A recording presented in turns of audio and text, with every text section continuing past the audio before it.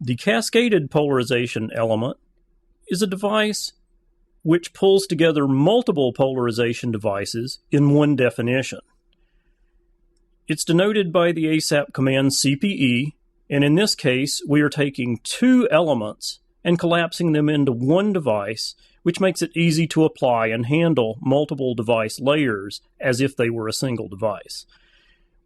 The interface polarization command applies it to an object, and the CPE keyword tells us that that is the type of device being applied to that object. In this case, we're simulating a single unidirectional isolator, a very simple polarization device consisting of a quarter wave plate and a linear polarizer. We have a converging source being launched from just outside this isolator element. It's coming to a focus as it passes through the element, and it's then hitting a mirror. After the mirror, rays will bounce back through the isolator and onto this observation screen. This is the beam print on the mirror, so we see a characteristic point source somewhat off axis hitting the mirror.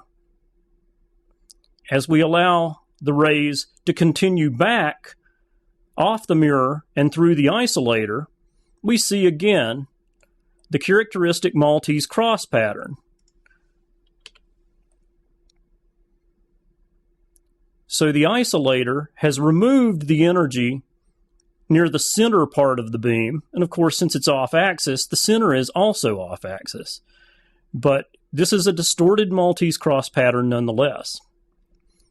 In summary, the Cascaded Polarization Element, or CPE, which was added in ASAP 2008, allows multiple devices to be stacked and handled as if they were a single device. A virtually unlimited number of devices can be stacked in this way, and as with all of the new ASAP 2008 polarization devices, they may be conformally wrapped and they function at very high angles of incidence.